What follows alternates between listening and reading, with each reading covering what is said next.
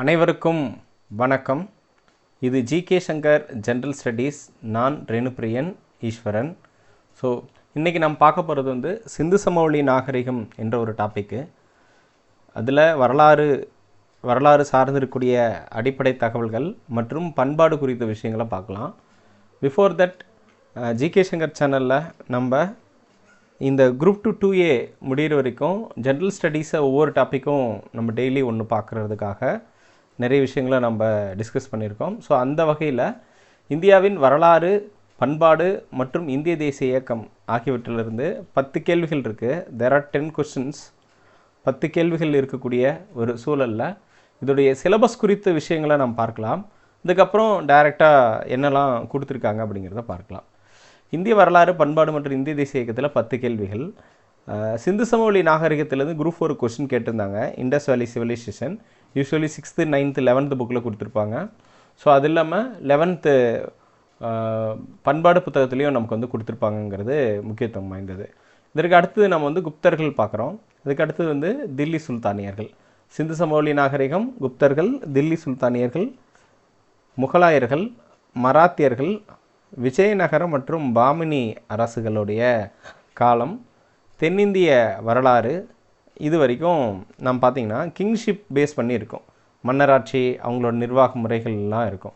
அதுக்கப்புறம் தேசிய மறுமலர்ச்சி, ஆங்கிலேயர் ஆட்சிக்கு எதிரான தொடக்க கால கிளர்ச்சிகள், இந்திய தேசிய காங்கிரஸ் மற்றும் தலைவர் உருவாதல், அப்புறம் டாக்டர் B.R. அம்பேத்கர், பகத்சிங், பாரதியார், வஉசி, ஜவஹர்லால் நேரு, காமராசர், மகாத்மா காந்தி, மௌலானா அபுல் கலாம் ஆசாத், தந்தை பெரியார், ராஜாஜி, சுபாஷ் சந்திர போஸ், ரவீந்திரநாத் தாகூர், விடுதலை போராட்டத்தின் பல்வேறு நிலைகள், அகிம்சை முறையின் வளர்ச்சி மற்றும் புரட்சிகர இயக்கங்கள், வகுப்புவாதம், தேசப்பிரிவினை, இந்திய சமூக பண்பாட்டு வரலாற்றில் மாற்றங்களும் தொடர்ச்சியும், இந்திய பண்பாட்டின் இயல்புகள், வேற்றுமையில் ஒற்றுமை, இனம், மொழி, வழக்காறு, இந்தியா ஒரு மதசார்பற்ற நாடு, சமூக நல்லிணக்கம், கலை, அறிவியல், இலக்கியம் மற்றும் தத்துவம் ஆகிய வெவ்வேறு துறைகளில் தனித்துவம் கொண்ட ஆளுமைகள் என்ற ஒரு டாபிக் கொடுத்துருக்காங்க.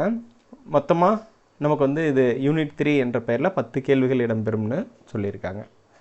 இதில் ஃபஸ்ட்டு டாப்பிக்காக நம்ம சிந்து சமவெளி நாகரிகம் பார்க்க போகிறோம். சிந்து சமவெளி நாகரிகம் படிக்கிறதுக்கு முன்னாடி வரலாறுனா என்ன, வரலாறு என்பதோடைய அறிமுகம் குறித்த விஷயங்களை நாம் பார்க்க இருக்கிறோம். இப்போ வரலாறு அடிப்படையில் ஹிஸ்டாரியா என்ற சொல்லிலிருந்து இந்த சொல் துவங்குகிறது. இந்த ஹிஸ்டாரியா என்ற கிரேக்க மொழி சொல்லிற்கு ஆய்வின் மூலம் கண்டறிதல் அல்லது விசாரிப்பதன் மூலம் கண்டறிதல் என்று பொருள். லேர்னிங் பை என்கொயரி என்று இதனை குறிப்பிடுவார்கள். ஸோ ஹிஸ்டாரியா என்ற ஒரு சொல் கிரேக்க மொழியிலிருந்து வந்துச்சு. இதனிலிருந்து தான் நமக்கு வரலாறு என்பது துவங்குகிறது அப்படிங்கிறத பார்க்க முடியுது.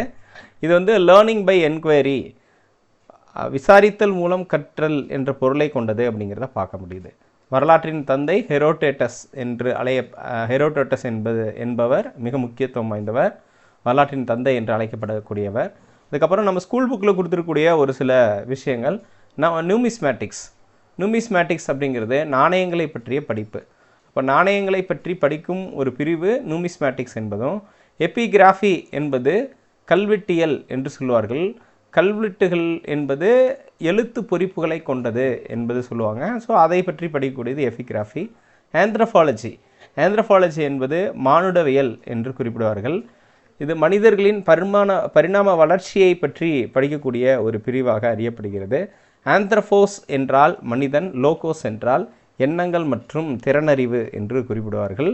ஸோ அதன் காரணமாக ஆந்த்ரோபாலஜி என்ற கிரேக்க மொழி சொல்லிற்கு மனிதனின் எண்ணங்களை பற்றி படிக்கக்கூடிய ஒரு பிரிவு அல்லது மனித வளர்ச்சியை பற்றி படிக்கக்கூடிய ஒரு பிரிவு என்று குறிப்பிடலாம்.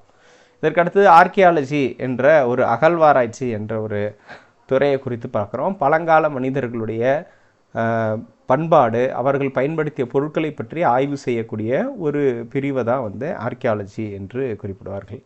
இதற்கு அடுத்ததாக ASI என்று அழைக்கப்படக்கூடிய ஆர்கியாலஜிக்கல் சர்வே ஆஃப் இந்தியா 1861 என்ற ஒரு அமைப்பு நிறுவப்படுகிறது.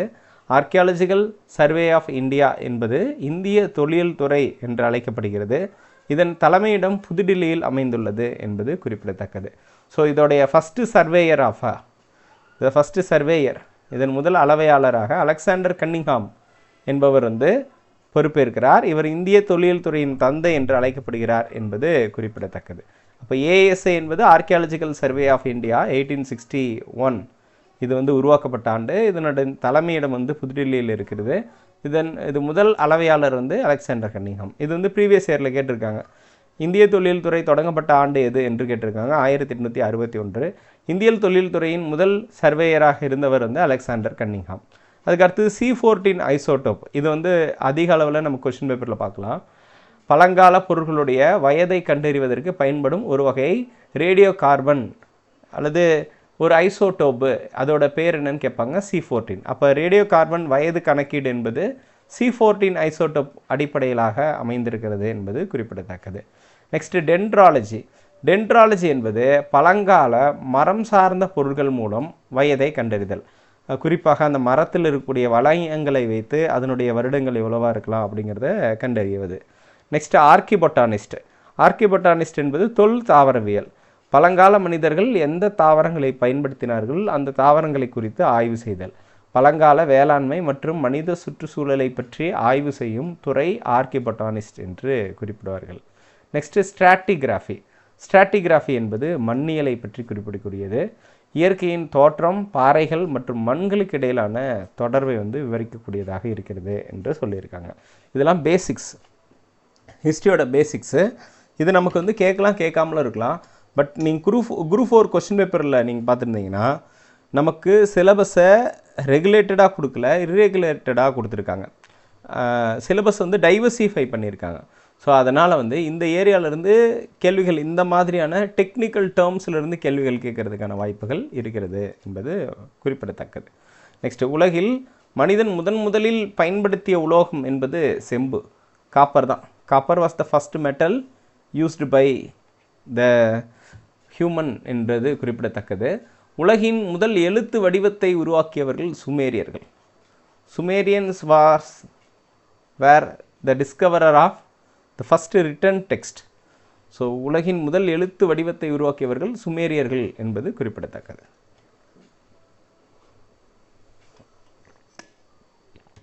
இதெல்லாம் வந்து சிந்து சமவெளி நாகரிகத்தில் கிடையாது. நம்ம பார்த்துட்டு இருக்கிறது ஃபுல்லாகவே கம்ப்ளீட்லி பொருளாதாரம் என்ற வரலாறு என்ற ஒரு அறிமுகத்தை குறித்து நம்ம பார்க்குறோம்.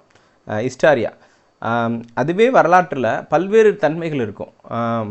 ஒரு வரலாற்றில் நிர்வாக முறை எப்படி இருக்கும், பொருளாதார முறைகள் எப்படி இருக்கும், வணிக முறை என்ன மாதிரி இருக்கும், கட்டிடங்கள் எப்படி இருக்கும், அவர்களுடைய கலைத்தன்மைகள் என்ன மாதிரி இருக்கும், இது எல்லாமே கிங்ஷிப் வரும்போது நம்ம கூடுதலாக பார்த்துக்கலாம். இப்போது வரலாறு சார்ந்து இருக்கக்கூடிய டேர்ம்ஸ் குறித்த விஷயங்களை நாம் பார்க்கலாம். நெக்ஸ்ட்டு, சார்லஸ் டார்வினுடைய புத்தகங்கள் குறித்து பார்க்கலாம். இது வந்து 9th புக்கில் கொடுத்துருக்காங்க. நீங்கள் விருப்பப்பட்டால் இந்த எஸ்டாப்ளிஷ்மெண்ட்டை படிச்சுக்கோங்க. த ஆர்ஜின் ஆஃப் ஸ்பீசிஸ் என்ற புத்தகம் 1859 சார்ல்ஸ் டார்வின் என்பவரால் எழுதப்பட்டது. உயிரினங்களின் தோற்றம் என்று அழைக்கப்படுகிறது. த டெசன்ட் ஆஃப் மேன், மனிதனின் தோற்றம் என்ற ஒரு புத்தகம் 1871 வந்து வெளியிடப்பட்டது. இந்த 2 புத்தகங்களையும் எழுதியவர் வந்து சார்லஸ் டார்வின் என்பது குறிப்பிடத்தக்கது. நெக்ஸ்ட்டு, சிஜே தாம்சன் 3 கால முறையை வந்து முன்மொழிந்தவர் என்று அழைக்கப்படுகிறார். சிஜே தாம்சன் வந்து 3 கால முறை என்று அழைக்கப்படக்கூடிய கற்காலம், வெண்கல காலம், இரும்பு காலம் ஆகிய 3 காலங்களை பரிந்துரை செய்தவர். Stone age, bronze age, iron age என்ற 3 காலங்களை வந்து பரிந்துரை செய்தவர் அல்லது அந்த முறையை வந்து பயன்படுத்தியவர் என்று அறியப்படுகிறார். நெக்ஸ்ட் வந்து சிம்பான்சி மற்றும் பிக்மி சிம்பான்சி ஆகியவை மனித இனத்திற்கு நெருக்கமான 98% மரபணு ஒற்றுமையுடன் காணப்படுகிறது என்று பாக்ஸ் இன்ஃபர்மேஷன் கொடுத்துருக்காங்க. இது வந்து 6th புக்கில் வந்து இந்த பாக்ஸ் இன்ஃபர்மேஷன்லாம் கொடுத்துருப்பாங்க. புக் பேக் கொஸ்டினில் இருக்கும். சம் ரேர் கண்டிஷனில் நம்ம கொஸ்டின்லேயும் இதெல்லாம் பார்க்கலாம். இது வந்து பேசிக்ஸ் என்பதனால அந்த பாயிண்ட்டை சேர்த்துருக்கேன். Next, the search for India's last emperor என்ற புத்தகத்தை எழுதியவர் யார்? ரொம்ப முக்கியமான பாயிண்ட்டுங்க. The search for India's last emperor, அதாவது இந்தியாவில் தொலைக்கப்பட்ட ஒரு பேரரசருக்கான தேடல் என்ற வகையில் நம்ம அதை மொழிபெயர்க்கலாம். இந்த புத்தகத்தை எழுதியவர் சார்ல்ஸ் ஆலன். இதில் search for India's last emperor, LOST, lost emperor என்பது யாரை குறிக்கிறது என்று கேட்டால் அசோகரை குறிக்கிறது. ஸோ அசோகரை பற்றிய புத்தகமாக இது இருக்கிறது என்பது குறிப்பிடத்தக்கது. நெக்ஸ்ட் வந்து தம்மா என்பது என்ன மொழிச்சொல் என்று கேட்டால் பிராகிருத மொழிச்சொல். அதற்கு அறம் என்று பொருள். தர்மா என்பது சமஸ்கிருத மொழி சொல். அதற்கு சமய சடங்குகளை செய்தல், தர்மா என்பது சமய சடங்குகளை செய்தல் என்று பொருள் வந்து சொல்லியிருப்பாங்க. இப்போ தம்மாவுக்கும் தர்மாவுக்கும் வித்தியாசம் இருக்குது அப்படிங்கிறத நாம் பார்க்கணும். நாம் பொதுவாக பயன்படுத்தக்கூடியது தர்மா என்பது வந்து தர்மத்தை பற்றி குறிப்பிடக்கூடியது, ஒழுக்க நெறிகளை பற்றி குறிப்பிடக்கூடியது. பட் இந்த தர்மா சமஸ்கிருத மொழியில் சொல்லியிருக்கிறது ஒருவர் தனது சமய கடமையை மறவாமல் விலகாமல் செய்வதை பற்றிய ஒரு வார்த்தையாக இருக்கிறது. தம்மா என்பது புத்தருடன் தொடர்புடைய வார்த்தையாக இருக்கிறது. இந்த தம்மா பிராகிருத மொழியில் இருக்கிறது. அறம் என்று பொருள் என்பதை நாம் பார்க்க முடிகிறது. இதற்கு அடுத்து வந்து அசூலியன் மரபு, சொஹானியன் மரபு அப்படின்னு சொல்லக்கூடிய 2 வகையான மரபுகள் இருக்கிறது. இது 11th புக்கில் கொடுத்துருக்காங்க. நீங்கள் விருப்பப்பட்டால் அந்த டேபிள் படிக்கலாம், இல்லைன்னா டேரெக்டாக இண்டஸ் வேலி சிவிலைசேஷனுக்கு போனாலும் ஓகே தான். அசூலியன் மரபு என்பது கை கோடாரிகளை கொண்டது. ஆக்ஸ் வந்து பயன்படுத்துவாங்க. இந்த கோடாரிகள் வெற்று கத்திகளை வந்து செய்வதற்கு வந்து அசூலியன் பயன்படுகிறது. செயின்ட் அச்சூல் என்ற பிரான்ஸ் நாட்டிலிருந்து கிடைத்ததனால் இவ்வகை கருவிகள் வந்து அசூலியன் மரபு கருவிகள் என்று அழைக்கப்படுகிறது. அதுவே சொஹானியன் என்பது கூழாங்கற்களை செதுக்கி உருவாக்கப்படும் ஒரு வகையான கருவிகள், ஃபெப்பில் பிளேக் என்று அழைப்பார்கள். அதிலிருந்து உருவாக்கப்படக்கூடிய கருவிகளாக இருக்கும். இது வந்து சாப்பர்ஸ், அதாவது துண்டாக்கும் கருவிகளை கொண்டது என்று பார்க்க முடிகிறது. அதுக்கப்புறம் சோகன் ஆற்றங்கரை பாகிஸ்தானில் வந்து இது வந்து கண்டறிக்கப்பட்டதுனால இந்த வகை டூல்ஸை வந்து கருவிகளை சொகானியன் மரபு என்று குறிப்பிடுவார்கள். நெக்ஸ்ட் வந்து டொமஸ்டிஃபிகேஷன் என்பது மனிதர்கள் தங்களுடைய பயன்பாட்டுக்கு கொண்டு வருதல், உடைமையாக்குதல் என்று குறிப்பிடலாம். மனிதன் முதலில் பழக்கப்படுத்திய விலங்காக நாய் அறியப்படுகிறது. நெல் விளைவிக்கப்பட்டது கிமு 7000 என்று புக்கில் சொல்லியிருக்காங்க. மனிதனால் வேளாண்மை செய்யப்பட்ட ஆண்டு கிமு 8000 அப்படிங்கிற ஒரு விஷயத்தை சொல்கிறாங்க. இப்போ வேளாண்மை அக்ரிகல்ச்சர், அதாவது நெல் பயன்படுத்துவதற்கு முன்னாடி கோதுமை பிற தானியங்களை பயன்படுத்தியிருக்காங்க. வேளாண்மை செய்யப்பட்ட ஆண்டு கிமு 8000, நெல் விளைவிக்கப்பட்டது கிமு 7000 என்ற அடிப்படையில் சொல்லியிருக்காங்க. அது மட்டும் இல்லாமல் கோதுமை, பார்லி ஆகியவை 10,000 ஆண்டுகளுக்கு முன்பேவே விளைவிக்கப்பட்டதுக்கான சான்றுகள் வந்து காணப்படுகிறது என்று சொல்கிறாங்க. அதிலும் குறிப்பாக பாகிஸ்தானில் பலூச்சிஸ்தான் என்ற பகுதியில் அமைந்துள்ள மெஹர்கர் என்ற இடம். மெஹர்கர் என்பது சிந்து சமவெளி நாகரிகத்தின் முன்னோடி, த ப்ரீகர்சர் டு த சிண்டஸ் சிவிலைசேஷன் என்று அழைக்கப்படுகிறது.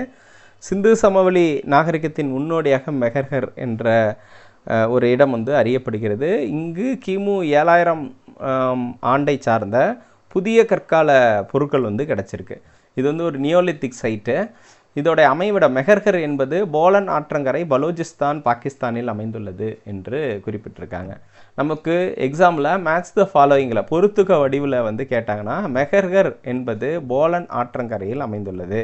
ஸ்டேட்மெண்ட்டில் கேட்டாலும் சேம் ஆன்சர் தான். சிந்து சமவெளி நாகரிகத்தின் முன்னோடி என்று சொன்னால் மெஹர்கர் என்ற பகுதி. இந்த பகுதியில் வேளாண்மை, கால்நடை மேய்த்தல் ஆகியவை, கால்நடை வளர்த்தல் ஆகியவை செய்ததற்கான ஆதாரம் வந்து கிடைக்கப்பட்டிருக்கிறது. அது மட்டுமல்லாமல் துளையிடப்பட்ட மனித பற்கள் சார்ந்த சான்றுகளும் கிடைத்துள்ளது என்றும் சொல்லப்படுகிறது. ஆடுகள் மற்றும் செம்மறி ஆடுகள் ஆகியவற்றை மனிதன் பழக்கப்படுத்திய ஆண்டு 10,000. கிமு 10,000ஆம் ஆண்டுகளில் ஆடுகள், செம்மறி ஆடுகள்லாம் கொண்டு வந்திருக்காங்க. சுமேரிய நாகரிகத்தில் எருது வந்து முதலில் பயன்படுத்தியது. எருது முதல்ல பயன்படுத்தியவர்கள் சுமேரியர்கள், எழுத்து வடிவத்தை உருவாக்கியவர்கள் சுமேரியர்கள் என்பது குறிப்பிடத்தக்கது. நெக்ஸ்ட் வந்து எக்கஸ் என்று சொல்லக்கூடியவை, இது வந்து பாக்ஸ் இன்ஃபர்மேஷனில் கொடுத்துருப்பாங்க. குதிரை, கழுதை, வரி குதிரையெல்லாம் உள்ளடக்கிய ஒரு பேரினம் வந்து எக்கஸ் என்று அழைக்கப்படுகிறது. நெக்ஸ்ட் வந்து தமிழ்நாட்டு சான்று ஆதாரங்கள். இது எல்லாமே இண்டஸ் வேலி ஸ்டார்ட் பண்ணுறதுக்கு முன்னாடி என்னெல்லாம் கிடச்சிருக்குங்கிறத பற்றி பார்க்குறோம். சென்னைக்கு அருகில் அத்திரம்பாக்கம் மற்றும் குடியம் ஆகிய இடங்களில் பழங்கற்கால கருவிகள் வந்து கிடச்சிருக்கிறது. இது எல்லாமே தொடக்க மற்றும் இடைக்காலத்தை சார்ந்ததாக இருக்கிறது அப்படிங்கிறத சொல்லியிருக்காங்க. 1863 அகழ்வாராய்ச்சியாளர்கள் ராபர்ட் ப்ரூஸ் ஃபூட் முதலில் பல்லாவரம் என்ற இடத்தில் பழைய கற்கால கருவிகளை கண்டறிந்தார் என்பது குறிப்பிடத்தக்கது. இந்த பல்லாவரம் என்பது சென்னைக்கு அருகில் இருக்கக்கூடிய ஒரு பகுதி. ஸோ அங்கு தான் வந்து ராபர்ட் ப்ரூஸ் ஃபூட் அவர்கள் வந்து ஆராய்ச்சி செய்து சென்னைக்கு அருகில் இருக்கக்கூடிய பகுதியில் பழைய கற்கால கருவிகளை கண்டறிந்தார் என்பது குறிப்பிடத்தக்கது. 1863. ராபர்ட் ப்ரூஸ் ஃபூட் என்பது வரலாற்றுக்கு முந்தைய கால சான்றுகளின் தந்தை என்று அழைக்கப்படுகிறார். அப்போ ப்ரீஹிஸ்டாரிக் எவிடன்ஸஸோடைய father, father of prehistoric evidences என்று அழைப்பார்கள். ஸோ ப்ரீ ஹிஸ்ட்ரி சார்ந்து இருக்கக்கூடிய நிறைய ஆராய்ச்சிகளில் ஈடுபட்டவர் வந்து ராபர்ட் ப்ரூஸ் வூட். சுமார் 1.5 2 மில்லியன் ஆண்டுகளுக்கு முன்பு மனிதன் வாழ்வதற்கான ஆதாரம் வந்து தமிழ்நாட்டில் கிடைத்திருக்கிறது. கொசஸ்தலை ஆறு அருகில் ஒரு சில சான்றாதாரங்கள் கிடைத்திருக்கிறது அப்படிங்கிறத பார்க்க முடிகிறது. அது மட்டுமல்லாமல் தமிழ்நாட்டில் ஹோமோ எரக்டஸ் வகை மனிதர்கள் வாழ்ந்ததற்கான சான்றாதாரங்கள் கிடைக்கப்பட்டிருக்கிறது என்று இதில் சொல்லப்பட்டிருக்கிறது. இதற்கு அடுத்தது காலகட்டம் குறித்து நாம் பார்க்கலாம். பழைய கற்காலம், புதிய கற்காலம், செம்பு காலம், இரும்பு காலம் என்று நமக்கு ஒவ்வொரு ஏஜையும் நாம் பார்க்கலாம். Palaeolithic age, neolithic age, chalcolithic age, iron age என்று நாம் பார்க்கலாம். யூஸ்வலி 10,000 ஆண்டுகளுக்கு முன்பு என்று சொன்னால் அதை வந்து நம்ம பேலியோலித்திக் என்று சொல்வார்கள். அப்பொழுதுதான் நெருப்பு கண்டுபிடிக்கப்பட்டது. அங்கு குவார்ட்சைட் என்ற வகை கற்களை வந்து மக்கள் பயன்படுத்தியதால் அவர்களை குவார்ட்சைட் பீப்புள் என்று நாம் அழைக்கிறோம். நெக்ஸ்ட் வந்து புதிய கற்காலம் என்பது நியோலித்திக் சைட்டை பேஸ் பண்ணியிருக்கிறது. 10,000க்கும் 4,000க்கும் இடையிலான காலத்தை சார்ந்தது. இதில் சக்கரம், பானை மற்றும் வேளாண்மை ஆகிய மிகச்சிறப்பான கண்டுபிடிப்புகள் வந்து இந்த காலத்தில் வந்தது. புதிய கற்கால காலத்தில் வந்து சக்கரம் கண்டுபிடிக்கிறாங்க, பானை கண்டுபிடிக்கிறாங்க. அதன் காரணமாக வேளாண்மை வந்து மிகவும் விரிவடைய சூழல் ஏற்படுகிறது அப்படிங்கிறது நாம் பார்க்க முடிகிறது. செம்பு காலம் என்பது 3000க்கும் 1500க்கும் இடைப்பட்டதாக இருக்கிறது. இந்த செம்பு காலம் குறிப்பாக வட இந்திய பகுதி, பாகிஸ்தான் பகுதியில் அதிக அளவு கடைபிடிக்கப்படுகிறது. சிந்து சமவெளியே பார்த்திங்க அப்படின்னா செம்பு காலத்தை சார்ந்தது என்பது குறிப்பிடத்தக்கது. நெக்ஸ்ட் இரும்பு காலம் வந்து 1500 600 இடைப்பட்டதாக இருக்கிறது. தமிழ்நாட்டில் அகழ்வாராய்ச்சி செய்யப்பட்ட பல இடங்களில் இரும்பு என்பது தான் சவுத் இந்தியாவுடைய அடிப்படையாக இருக்கிறது. அப்போ இந்தியாவிலேயே பழமையான இரும்பு குறித்த ஆவணங்கள் வந்து சிவகலை பகுதிகளில் வந்து கிடைத்திருக்கிறதுனால தமிழ்நாடு சார்ந்து இருக்கக்கூடிய பகுதிகள் வந்து இரும்பு காலத்தை சார்ந்தவைகளாக இருக்கலாம் என்று மதிப்பிடக்கூடிய அறிஞர்கள் அதிகமாக உள்ளார்கள் என்பது முக்கியத்துவம் வாய்ந்தது. இதற்கு அடுத்தது வந்து இந்த காம்பினேஷன், இது நீங்கள் படிக்கணும்னு அவசியம் இல்லை. ஏன்னா இரும்பு கூட குரோமியம் சேர்த்தும் போது சில்வர் கிடைக்குது, மேங்கனீஸ் சேர்த்துனா ஸ்டீல் கிடைக்குது, காப்பர் கூட லெட்டு சேர்த்தும் போது பிரான்ஸ் கிடைக்குது, ஜிங்கு சேர்த்துனா பிராஸ் பித்தளை வந்து கிடைக்குது. ஸோ இதன் காரணமாகத்தான் நாம் வந்து சிந்து சமவெளி நாகரிகத்தை வெங்கல காலம் என்றும் நாம் குறிப்பிடுறோம். ஒரு பழைய புத்தகங்களில் வந்து சிந்து சமவெளி என்பது செம்பு காலத்தை சார்ந்தது என்று சொல்லுவார்கள். புது புக்கில் வந்து வெங்கல காலத்தை சார்ந்தது என்றும் சொல்லுவார்கள். தமிழ்நாட்டில் பாறை ஓவியங்கள் காணப்படும் இடங்களாக கீழ்வலை, குமுதிபதி, மாவடைப்பு, உசிலம்பட்டி, பொறிவரை ஆகியவை காணப்படுகிறது. இந்த கீழ்வலை வந்து விழுப்புரம் மாவட்டத்தில் அமைந்துள்ளது. குமுதிபதி, மாவடைப்பு என்பது கோவை மாவட்டத்திலும், உசிலம்பட்டி மதுரையிலையும், பொறிவரை என்பது கரிகையூர் என்ற இடத்திலும் அமைந்திருக்கிறது. இந்த கரிகையூர் எங்கே இருக்குன்னு கேட்டால் நீலகிரி என்ற இடத்தில் அமைந்துள்ளது. இப்போ நீலகிரி பகுதிகளில் தான் இது வந்து அமைந்திருக்கிறது என்பது முக்கியத்துவம் வாய்ந்தது. நெக்ஸ்ட் வந்து டைரெக்டாக சிந்து சமவெளி நாகரிகம் குறித்து நாம் பார்க்கலாம். சிந்து சமவெளி நாகரிகத்தோட இயல்புகள் எப்படி இருக்குது அப்படிங்கிறத பார்க்கலாம். இந்த சிவிலைசேஷன் என்ற ஒரு லத்தீன் மொழி சொல் இருக்குது, நாகரிகம் என்று பொருள். அப்போ சிவிலைசேஷன் என்பது ஒரு லத்தீன் மொழி சொல். ஸோ இதிலிருந்து தான் வந்து இந்த அதாவது சிவிஸ் என்ற அடிப்படை வார்த்தை வந்துச்சு. ஆக்சுவலி இது வந்து சிவிஸ் என்ற லத்தீன் மொழி சொல்லிருந்து உருவாகி முழு பெயராக சிவிலைசேஷன் என்று மாறியது. இதோட பேஸ் லெட்டர் என்பது சிவிஸ் தான். இதே சிவிஸ் வச்சு தான் சிட்டிசன்ஷிப், நகரத்தில் வசிப்பவர் என்ற ஒரு பதமும் குறிப்பிடப்படும். எல்லாமே ரோம் பகுதியில் பயன்படுத்தினதுனால நம்ம இது லத்தீன் மொழி சொல் என்றும் குறிப்பிடலாம். நெக்ஸ்ட்டு காலக்கோடு, டைம்லைன். எந்தெந்த நாகரிகங்கள், பழமையான நாகரிகங்கள் எந்த காலத்தை சார்ந்தது என்று பார்க்கும்போது மெசபடோமியா நாகரிகம் 3500 2000 BCE, கிமு 3500 2000 இடைப்பட்டது. சிந்து நாகரிகம் 3300 1900 இடைப்பட்டது. நைல் நாகரிகம் என்பது 3100 1100 இடைப்பட்டது. சீன நாகரிகம் என்பது 1700 1122 இடைப்பட்டதாக அமைந்துள்ளது என்பது பார்க்க முடிகிறது. இப்போ மெசபடோமியா, சிந்து, நைல் மற்றும் சீன நாகரிகம் ஆகியவை இங்கு சிறந்து விளங்குகின்றன. இதோடைய ஆர்டர் கேட்டாலும் மேட்ச் பண்ண சொன்னாலும் நம்ம ஆன்சர் பண்ணலாம். 6th புக்கில் தான் கொடுத்துருக்காங்க.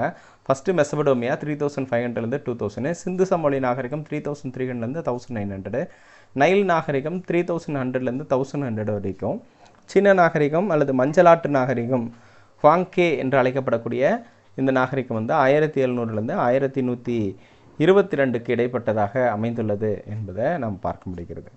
ஸோ நெக்ஸ்ட் வந்து சுமேரிய இந்த ஆதாரங்கள்லாம் கிடச்சிருக்கு. ஸோ அதற்கு அடுத்ததாக நாம் பார்க்கக்கூடியது என்னென்னு கேட்டால் வரலாற்று ஆராய்ச்சி எப்படி வந்து செய்கிறாங்க அப்படிங்கிறத பார்க்கலாம். வரலாற்று ரீதியாக சிந்து சமவெளி நாகரிகத்தை ஆராய்ச்சி செய்ய வந்தவர்களில் ஃபஸ்ட்டு சார்லஸ் மேசன் தான் வரார். சார்லஸ் மேசன் என்ற ஆங்கிலேய கிழக்கிந்திய அதிகாரி பாகிஸ்தானில் பயணம் மேற்கொண்டிருந்த சூழலில் 1826 சிதிலமடைந்த கோட்டைகளை அவர் வந்து பார்க்கிறார். அவருடைய புத்தகம் வந்து பலூச்சிஸ்தான், ஆப்கானிஸ்தான் மற்றும் பஞ்சாப் பயண குறிப்புகள் என்ற புத்தகம், narratives of various journeys in Balochistan, Afghanistan and the Punjab என்ற ஒரு புத்தகம் வந்து எழுதுகிறாரு. அந்த புத்தகத்தில் தான் மேசன் வந்து 1826 ஒரு பாலடைந்த செங்கற்கோட்டை மற்றும் உயரமான சுவர்களுடைய கோபுரங்களை ஒரு மலையின் மீது கட்டப்பட்டுள்ளதை கண்டதாக அவர் வந்து தெரிவிக்கிறார். ஸோ இதுதான் வந்து இண்டஸ் வேலி சிவிலைசேஷனுக்கான தொடக்க கால எவிடன்ஸ் என்பது குறிப்பிடத்தக்கது. சிந்து சமவெளி நாகரிகம் குறித்த தொடக்க கால வரலாற்று சான்று இது என்று நாம் பார்க்க முடிகிறது. இதற்கு அடுத்ததாக நீண்ட கால ஆய்வுகள் வந்து மேற்கொள்ளப்படுகிறது. சார்லஸ் மேசன் 1826 காலவரிசைப்படுத்த சொல்லுவாங்க. ஃபஸ்ட்டு வந்து சார்லஸ் மேசனுக்கு அடுத்து அலெக்சாண்டர் பர்ன்ஸ் போகிறாரு. அலெக்சாண்டர் பர்ன்ஸ்க்கு அடுத்து அலெக்சாண்டர் கன்னிங்ஹாம், அப்புறம் சர் ஜான் மார்ஷல், லாஸ்ட்டாக மார்டிமர் வீலர். இதுதான் குரூப் 4 எக்ஸாமில் கேட்டிருந்தாங்க. அது வந்து ஸ்டேட்மெண்ட் டைப்பில் கேட்டிருந்தாங்க. ஸோ மார்டிமர் வீலர் 1920களில் ஆய்வு மேற்கொண்டார்னு சொல்லியிருக்காங்க. அது தப்பு. மார்டிமர் வீலர் 1940களில் தான் இந்த ஆய்வுகளை மேற்கொண்டிருந்தார் என்பது குறிப்பிடத்தக்கது. சார்லஸ் மேசன் 1826லையும், அலெக்சாண்டர் பர்ன்ஸ் 1831 அம்ரி என்ற இடத்தில் அகழ்வாராய்ச்சி மேற்கொண்டார். அலெக்சாண்டர் கன்னிங்ஹாம் அவர்கள் 3 முறை வந்து இந்த அகழ்வாராய்ச்சியை மேற்கொண்டிருக்காரு. 1853, 1856, 1875 ஆகிய ஆண்டுகளில் இவர் வந்து ஆராய்ச்சி செய்தார். ஹரப்பா முத்திரிகையை வந்து அங்கே ஒன்று கண்டறிந்தார். அது வந்து பிராமி எழுத்துக்களால் ஆனது என்று சொல்லப்பட்டிருந்தது. ஸோ பிராமி எழுத்துக்களால், தமிழ் பிராமி அப்படின்னு நம்ம சொல்கிறோம்ல, அந்த மாதிரி வேறு ஒரு பிராமி எழுத்துக்களால் ஆனது அப்படிங்கிறத ஹரப்பா முத்திரிகையை கண்டறிந்தவர் வந்து அலெக்சாண்டர் கன்னிங்ஹாம் என்பது குறிப்பிடத்தக்கது. ஸோ அதற்கு அடுத்ததாக சர் ஜான் மார்ஷல் வந்து 1924 அகழ்வாராய்ச்சிகளை மேற்கொள்கிறாரு. அந்த காலகட்டங்களில் ஒரு டிக்ளரேஷனை கொடுக்குறாரு. ஸோ ஹரப்பா நாகரிகம் என்ற ஒரு பெயரை இவர் தான் வந்து கொடுக்குறாரு. ஸோ அந்த எஸ்டாப்ளிஷ்மெண்ட்டை குறித்து மார்ஷல் சொல்கிறாரு. அப்புறம் மார்டிமர் வீலர் 1946 காலகட்டங்களில் ஹரப்பாவில் இவர் வந்து அகழ்வாராய்ச்சி செய்கிறாரு. அது மட்டும் இல்லாமல் அரிக்கமேடு பகுதிகளிலையும் ஆராய்ச்சி செய்தார். அரிக்கமேடு என்பது புதுச்சேரியில் உள்ளது என்பது குறிப்பிடத்தக்கது. அதற்கு அடுத்ததாக இந்த லைனப்பில் நம்ம எடுத்துட்டோம்னா Charles Masson, Burnes, Alexander Cunningham, sir John Marshall, Mortimer வீலருக்கு அடுத்து வந்து தொடக்க கால சான்றுகள் அப்படின்னு சொல்லி ஒன்று இருக்குது. இந்த தொடக்க கால சான்று என்பது 1856 லாகூர் முதல் கராச்சி வரைக்கும் வந்து ஒரு ரயில்வே பாதை வந்து அமைக்கிறாங்க. இது ஒரு சில புத்தகங்களில் லாகூர்லேருந்து முல்தான் வரைன்னு கூட சொல்லியிருக்காங்க.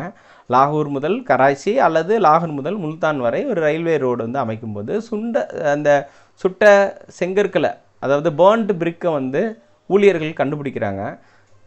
அந்த ரயில்வே செய்யக்கூடிய தொழிலாளர்கள், ரயில்வே பாதை அமைக்கக்கூடிய தொழிலாளர்கள் வந்து சுட்ட செங்கற்களை கண்டறிகிறார்கள். அது வந்து ஒரு பேசுபொருளாக மாறுது. பின்னாட்களில் அகழ்வாராய்ச்சியாளர்கள் அதை ஆய்வு செய்யும்போது அதோடைய காலகட்டம் வந்து மிகவும் பழமையானதாக இருக்கதாக அவங்க கருதினார்கள் என்பது முக்கியத்துவம் வாய்ந்தது. அதே வேளையில் 1924 ஆர்கியாலஜிக்கல் சர்வே ஆஃப் இந்தியா என்று அழைக்கப்படக்கூடிய இந்திய தொல்லியல் ஆராய்ச்சி அமைப்பின் இயக்குனர் ஜெனரலாக இருந்த சர் ஜான் மார்ஷல் அவர்கள் ஹரப்பா மற்றும் மொஹஞ்சதாரோ இடையிலான பொதுவான அம்சங்களை கண்டறிந்தார். ஸோ அதனால் மொஹஞ்சதாரோவை விட ஹரப்பா பழமையான பகுதியாக இருந்ததனால் இதற்கு ஹரப்பா நாகரிகம் என்று பெயர் வைத்தார். ஸோ ஹரப்பா நாகரிகம் மட்டுமல்லாமல் மொஹஞ்சதாரோ அண்டு சிந்து சமவெளி நாகரிகம், மொஹஞ்சதாரோ அண்டு இண்டஸ் சிவிலைசேஷன் என்ற புத்தகத்தை வெளியிட்டார். அந்த புத்தகம் 1933 வெளியானது.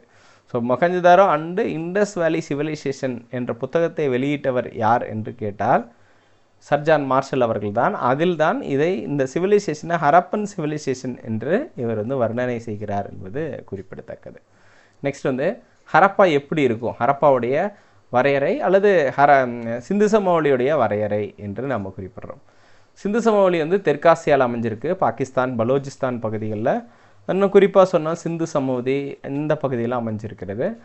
இதோடைய காலகட்டம் 3300லேருந்து 1900 கிமு பிசி, பிஃபோர் காமன் ஏரா காலகட்டத்தை சார்ந்ததாக இருக்கிறது. இதனை செம்பு காலம் அல்லது வெண்கல காலம் என்று அழைப்பார்கள். மோர் பாப்புலர் நமக்கு வந்து பிரான்ஸ் ஏஜ் என்று அழைக்கக்கூடிய வெண்கல காலத்தை சார்ந்தது என்று சொல்லியிருக்காங்க. ஹரப்பாவை 3ஆக பிரிக்கலாம்.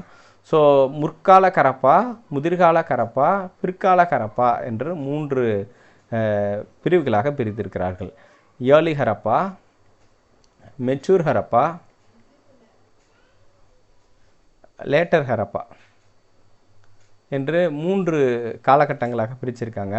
3000லேருந்து 2600 BCE, 2600லேருந்து 1900 BCE, 1900லேருந்து 1700 BCE என்ற 3 காலத்தை சார்ந்தது. அது மட்டுமல்லாமல் சிந்து சமவெளி நாகரிகம் வீழ்ச்சி அடைய துவங்கியது வந்து 1900 காலத்தை சார்ந்தது. 1900 வந்து வீழ்ச்சி அடைய ஆரம்பித்தது. இதோடைய டிக்ளைன் வந்து அந்த காலத்தில் இருந்தது என்று சொல்லியிருப்பாங்க. So Indus valley civilisation declined in the year of 1900 என்று குறிப்பிடலாம். நெக்ஸ்ட் வந்து எக்ஸ்டென்ஷன். சிந்து சமவெளி நாகரிகம் எந்த அளவுக்கு பரவி காணப்பட்டது அப்படிங்கிறத எக்ஸ்டென்ஷனாக பார்க்குறோம். எக்ஸ்டென்ஷன் வந்து நார்த்து, சவுத்து, ஈஸ்ட், வெஸ்ட் என்று நம்ம பிரிச்சிடலாம். ஸோ ஜம்முவில் வந்து மண்டாய் என்ற ஒரு இடம், மண்டா என்ற இடம் ஜம்முவில். அதே ஆப்கானிஸ்தானில் ஷார்டுகை என்ற இடம். ஷார்டுகை என்ற இடம் வந்து ஆப்கானிஸ்தானில் காணப்படுகிறது. இதுதான் நார்தன் மோஸ்ட் பாயிண்டாக இருக்கலாம் அப்படின்னு வந்து சொல்கிறாங்க. சதனில் பார்த்திங்க அப்படின்னா குஜராத்தில் மால்வான் என்ற பகுதியும், அதே வந்து மகாராஷ்டிராவில் திமாபாத் என்ற ஒரு பகுதி, தைமாபாத் அல்லது திமாபாத் என்ற ஒரு பகுதி வந்து தெற்கு எல்லையாக அமைந்திருக்கிறது மகாராஷ்டிராவில். தெற்கு குஜராத்தில் மால்வான் பகுதி. கிழக்கில் பார்த்திங்கன்னா ஆலம்கீர்பூர், காகரா ஹர்கா ரிவர் வேலி, ரிவர் வேலியில் ஆலம்கீர்பூர் என்ற இடத்தில் அமைந்திருக்கிறது. ஆலம்கீர் என்று அழைக்கப்பட்டவர் அவுரங்கசீப் என்று நீங்கள் படித்தவங்களுக்கு தெரியும். ஸோ ஆலம்கீர்பூர் என்பது கிழக்கு எல்லையாக இருக்கிறது. வடக்கு எல்லையாக ஷார்டுகை, தெற்கு எல்லையாக திமாபாத், அதுக்கடுத்து கிழக்கு எல்லையாக ஆலம்கீர்பூர், மேற்கு எல்லையாக சுட்காஜெண்டர் அல்லது சட்காஜெண்டர் என்று அழைக்கப்படக்கூடிய பாகிஸ்தான் ஈரான் எல்லை வந்து இருக்கிறது. மக்ரான் கோஸ்ட்டில் அமைஞ்சிருக்கிறது. மக்ரான் கடற்கரை பலூச்சிஸ்தான் பகுதியில் அமைஞ்சிருக்கிறது. ஸோ இது வந்து சட்காஜெண்டர் அல்லது சுட்காஜெண்டர் பகுதியை சார்ந்தது என்று எல்லைகளாக குறிப்பிடுறாங்க. பரப்பளவு 1.5 மில்லியன் சதுர கிலோமீட்டர், 1.5 மில்லியன் சதுர கிலோமீட்டர் அல்லது 13 லட்சம் சதுர கிலோமீட்டர் என்பது இதன் பரப்பளவாக இருக்கிறது. 6 பெரிய நகரங்களை கொண்டுள்ளது. 200 கிராமங்களை கொண்டுள்ளது என்று நாம் பார்க்க முடிகிறது. 6 பெரிய நகரங்கள், 200 கிராமங்கள் வந்து இதில் இருந்திருக்கிறது. இது வந்து நகர நாகரிகம் தான், இதில் கிராமமே கிடையாது என்பது தான் உண்மை. நாகரிகத்தின் அடிப்படையில் நகர நாகரிகமாக கட்டமைக்கப்பட்டிருக்கிறது. இருந்தாலும் இந்த அவுட்டர் ஆஃப் த சிட்டியை வந்து நம்ம ஒரு வில்லேஜாக கன்சிடர் பண்ணலாம் அப்படிங்கிற ஃபேக்டர்லேருந்து இது பற்றிய விஷயங்களும் சொல்லப்படுகிறது. நெக்ஸ்ட் வந்து நகர நாகரிகம் என்ற ஒரு தலைமையில் நாம் பார்க்குறோம். இந்த சிந்து சமவெளியை 2ஆக பிரிக்கிறோம். ஒன்று வந்து மேல் நகரம் என்று அழைக்கப்படக்கூடியது, இது வந்து மேற்கு பகுதியில் அமைந்திருக்கிறது என்பதும், கீழ் நகரம் என்பது கிழக்கு பகுதியில் அமைந்திருக்கிறது என்பது குறிப்பிடத்தக்கது. இந்த மேல் நகரம் வந்து சிட்டாடல் என்று அழைக்கப்படும். சிட்டாடல்னால் கோட்டை நகரம் என்று அழைக்கப்படும். இந்த கோட்டை நகரம் என்று அழைக்கப்படக்கூடிய இடத்துல தான் தானிய களஞ்சியம், கிரானரிஸ், அதுக்கப்புறம் பெருங்குளம், கிரேட் டேங்க் இதெல்லாம் காணப்படும். 6 தானிய களஞ்சியங்கள், பெருங்குளம் இதெல்லாம் எங்கே காணப்படுகிறது அப்படின்னா இந்த மேல் நகரத்தில் தான் காணப்படும். மேற்கில் அமைந்திருக்கக்கூடிய நகரம் என்பது குறிப்பிடத்தக்கது. அதே வந்து கிழக்கில் அமைந்திருக்கிறது பார்த்திங்கன்னா பொதுமக்கள், காமன் பீப்புள் வந்து கிழக்கு பகுதியில் அமைந்திருப்பாங்க. அரசு நிர்வாகம் என்பது மேற்கு பகுதியில் அமைந்திருக்கும் என்று குறிப்பிடுறாங்க. அது மட்டுமல்லாமல் இந்த சிந்து சமவெளியுடைய காலகட்டம் எப்படி எதை சார்ந்ததாக இருக்கலாம் அப்படிங்கிறதையும் நிறைய டிஸ்கஸ் பண்ணியிருக்காங்க.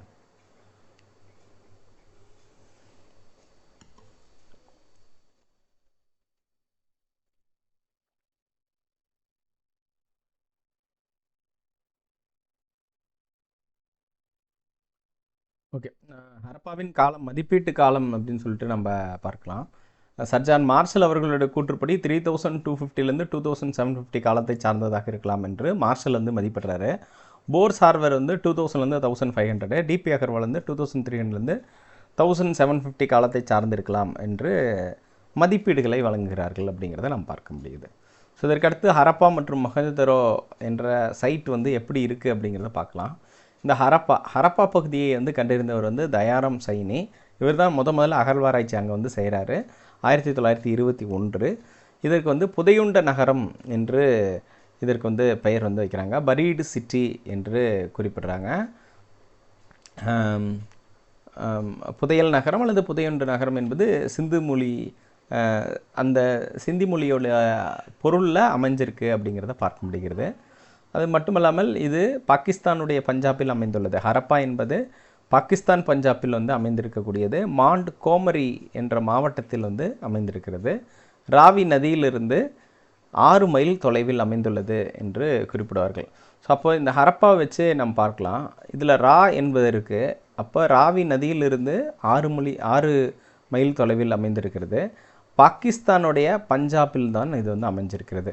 ஸோ அதனால் இந்த ஹரப்பா என்ற அந்த சொல் வச்சுட்டு இது பாகிஸ்தான் பஞ்சாப் மாண்ட் கோமரி டிஸ்ட்ரிக்டில் இருக்குது. ராவி நதியிலேருந்து 6 மைல் தொலைவில் அமைந்திருக்கிறது என்று சொல்லியிருக்காங்க. மொஹஞ்சதாரோவை பார்க்கும்போது மொஹஞ்சதாரோ ஒரு யுனெஸ்கோ பாரம்பரிய தலம். 1980 வந்து யுனெஸ்கோ பாரம்பரிய தலமாக இது வந்து அமைக்கப்பட்டது. மொஹஞ்சதாரோ பகுதியை அகழ்வாராய்ச்சி செய்தவர் வந்து ஆர்டி பேனர்ஜி 1922 செல்கிறாரு. இதற்கு மவுண்ட் ஆஃப் டெட் என்ற பெயர் இருக்குது. இடுகாட்டு மேடு என்று பெயர். இடுகாட்டு மேடு மவுண்ட் ஆஃப் டெட் என்று சொல்கிறாங்க. அப்போ இது வந்து பள்ளம், இது வந்து மேடு என்ற பெயரில் வந்து அமைந்திருக்கிறது. மொஹஞ்சதாரோவுடைய அமைவிடம் பார்த்திங்கன்னா பாகிஸ்தானுடைய சிந்து பகுதியில் அமைஞ்சிருக்கிறது.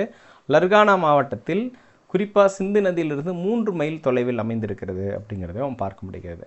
அது மட்டுமல்லாமல் இங்கே அமைந்திருக்கக்கூடிய கட்டிடங்கள் வந்து அதனுடைய மண் அடுக்குகள் அடிப்படையில் பார்த்தோமா 9 அடுக்குகளான மண் அடுக்குகளை கொண்டிருக்கிறது. இந்த ஸ்ட்ராட்டா பில்டிங் என்று சொல்வார்கள்.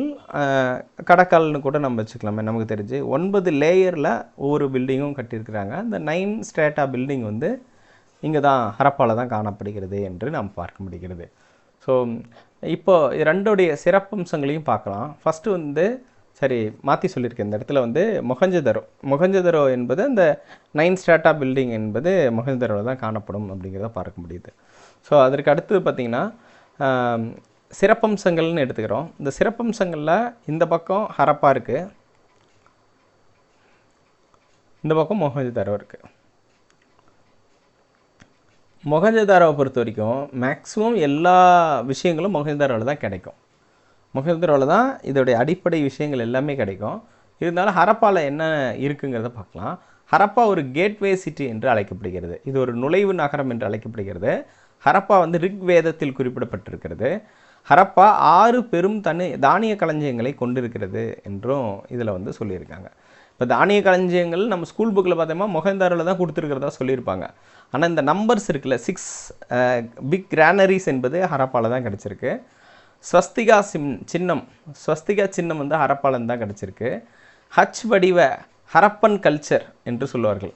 ஹரப்பன் கல்ச்சர் புதைக்கும் வடிவம் வந்து இங்கே தான் காணப்படுது என்று சொல்லப்பட்டிருக்கிறது.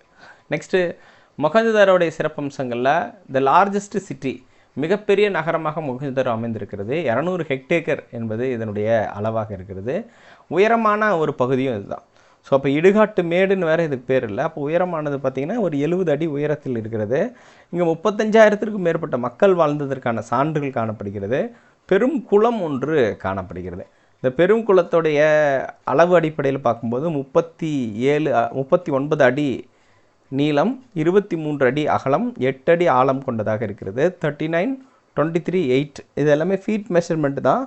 லென்த்து, பிரெத்து, டெப்த் என்ற அடிப்படையில் இருக்குது.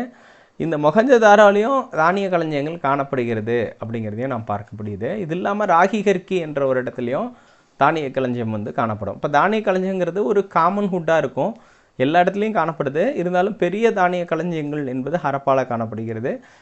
6 பெரும் தானிய களஞ்சியங்கள் இங்கேயும் வந்து தானிய களஞ்சியங்கள் இருக்குது, மொஹஞ்சதாரோலையும் இருக்குது அப்படிங்கிறதான் விஷயம். அது மட்டும் இல்லாமல் மொஹஞ்சதாரோவில் கண்டெடுக்கப்பட்டது என்னன்னு கேட்டால் வெண்கல நடன மங்கை சிலை, தலைவர் சிலை. அது வந்து ஸ்ட்ரீட்டைட் மெட்டீரியலால் ஆனது அப்படின்னு சொல்லுவாங்க. தலைவர் சிலை ரெண்டுமே இருக்குது, கற்கல்லான தலைவர் சிலையும் இருக்குது, மெட்டலானதும் இருக்குது.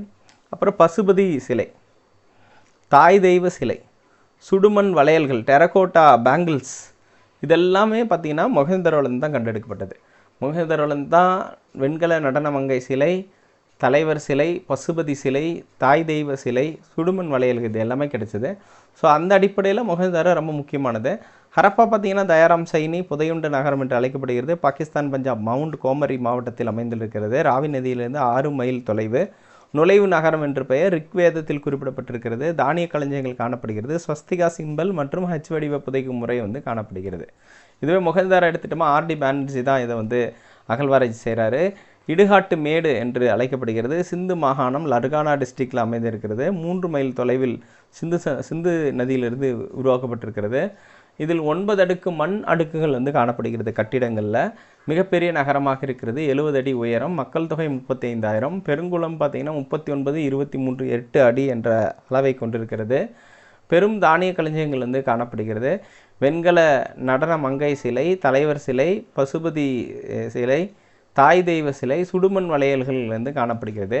இது இந்த ப்ரீஸ்ட்மேன் என்று சொல்வார்கள். மதகுரு சிலைன்னு கூட சொல்லலாம். தலைவர் சிலை அல்லது மதகுரு சிலை. இவர் மதகுருவாகவும் இருந்திருக்க வர வாய்ப்பு இருக்குது. ஸோ அதனால் இந்த மாதிரி சொல்லியிருக்காங்க.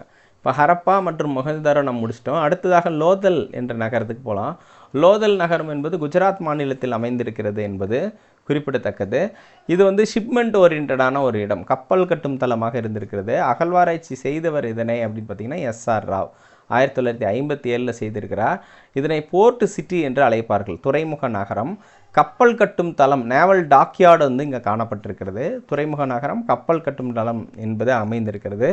சுடுமண் கப்பல் பொம்மை வந்து இங்கே கிடைத்திருக்கிறது அப்படிங்கிறதையும் பார்க்க முடிகிறது. அது மட்டுமல்லாமல் இந்த லோதல் என்பது சபர்மதி ஆற்றின் துணையாற்றங்கரையில் அமைந்திருக்கிறது அப்படிங்கிறதும், ஃபயர் ஆல்டர்ஸ் என்று அழைக்கப்படக்கூடிய நெருப்பு வழிபாட்டு சான்றுகள் வந்து லோதலில் கிடைச்சிருக்கு. இரட்டை புதைப்பு முறை என்பது இங்கே கிடைச்சிருக்கு. டபுள் பெரியல் மெத்தட் வந்து கிடைக்கப்பட்டிருக்கிறது. ஆண்கள் பெண்கள் இருவரும் இணைந்து புதைக்கும் முறை வந்து டபுள் பெரியல் என்று சொல்வார்கள். ஃபயர் ஆல்டர் என்பது நெருப்பு வழிபாட்டு முறை என்பது குறிப்பிடத்தக்கது. கங்கை தண்ணீர் ஓவியம், கங்கை கல் தண்ணீர் ஓவியம் என்று சொல்லக்கூடிய ஒரு ஓவியம் வந்து காணப்படுகிறது. யானை தந்தத்தினால் செய்யப்பட்ட ஒரு அளவுகோல் இங்கே வந்து கிடைச்சிருக்கிறது. சிந்து சமவெளி நாகரிகத்தின் மான்செஸ்டர் என்று லோதல் வந்து அழைக்கப்படுகிறது என்றும் சொல்லப்படுகிறது.